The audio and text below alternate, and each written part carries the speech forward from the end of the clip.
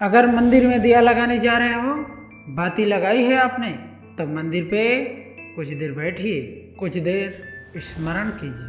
हमारे यहाँ तक कहा जाता है कि किसी मुर्दे को जलाया भी जाता है तो कभी गोल बत्ती नहीं लगती। आप मटके के पास में, परिंदे के पास में, जल के पास में कोई भी अगर दिया लगाएंगे तो वहाँ गोल बत्ती रख कर लगाएंगे तो घर में लक्ष्मी नहीं टिकेंगे। यही कई लोग कहते हैं परिंदे के पास, मटके के पास, पानी के स्रोत के पास, मटके के पास, जहाँ भंडा रखते हैं उसके पास, जहाँ टंकी रखते हैं मटके के पास दिया लगाओ तो पितर शांत रहते हैं। पितरों को शांत करो, मना नहीं है। अगर आप दिया लगाते हैं, पितरों को दिया लगाने का नियम है। अगर आप पितरों को दिया लगा रही हो मटके के पास, परिंदे के पास, या अमावस्या के दिन पितरों के लिए दीप लगा रही हो, घर में लक्ष्मी नहीं टिकेगी, संपदा नहीं रहेगी, घर में कोई ना कोई बीमार पड़ा ही रहेगा, धन आएगा जाएगा, टिकेगा नहीं। इसलिए पितरों के लिए दिया लगाना है, पूर्वजों के लिए दिया लगाना है तो कपाल क्रिया तक रुकना पड़ता है।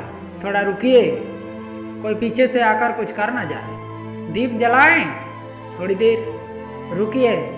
दीपदान का नियम है मेरा, दीप का भी नियम है हमारे यहाँ। दिए में जो फूल बत्ती लगती है, गोल बत्ती लगती है, गोल वाली बत्ती लगती है, ये बत्ती हमेशा कोई विष्णु भगवान का पूजन कर रहे हो, शिव जी का पूजन कर रहे हो, कोई अन्य देवता का पूजन कर रहे हो, स्मरण कर रहे हो तो गोल बत्ती लगाई जाती है।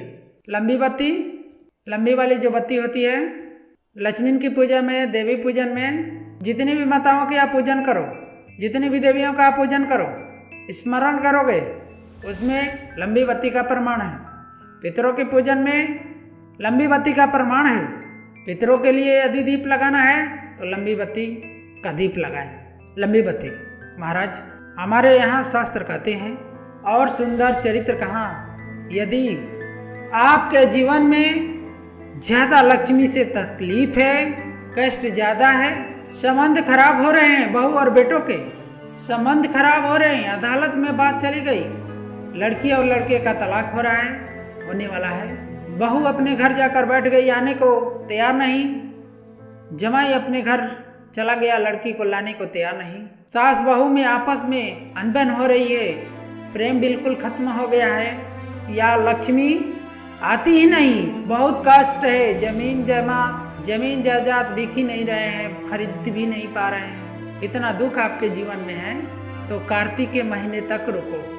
और कार्तिक का महीना आए, त्रयोदशी तिथि आए, कोई समय हो, सोमवार हो, मंगलवार, बुधवार हो, कोई भी त्रयोदशी प्रदोष हो, कोई भी प्रदोष तिथि आए, उस दिन तुलसी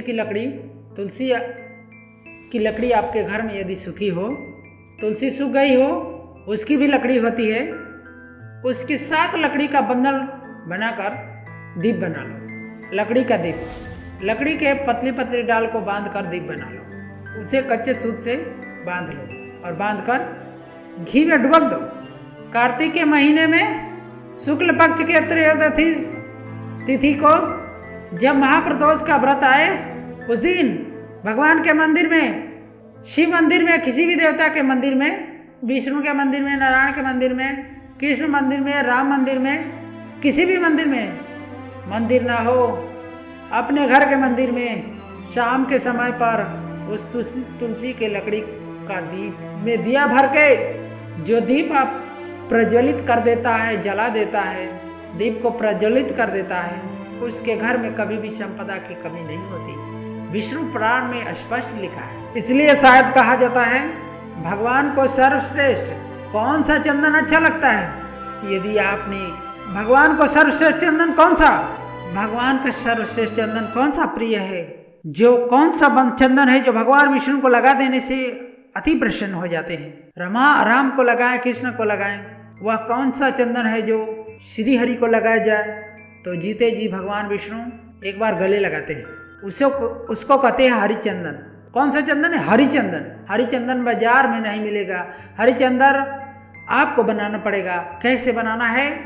तुलसी जब सूख जाए तो उसके जड़ को निकाल लिया जाए, उस जड़ को पानी में धो लिया जाए, उसके जड़ को धोने के बाद सिलवट्टे पर, पत्थर पर घिसा जाए और घिसकर उसमें थोड़ा सा कुमकुम रोली डालकर तैयार कर भगवान विष्णु के मस्तक पर भगवान कृष्ण के मस्तक पर, राम के मस्तक पर लगा देते हैं तो उसकी एक बिंदी अपने हृदय पर लगा देते हैं।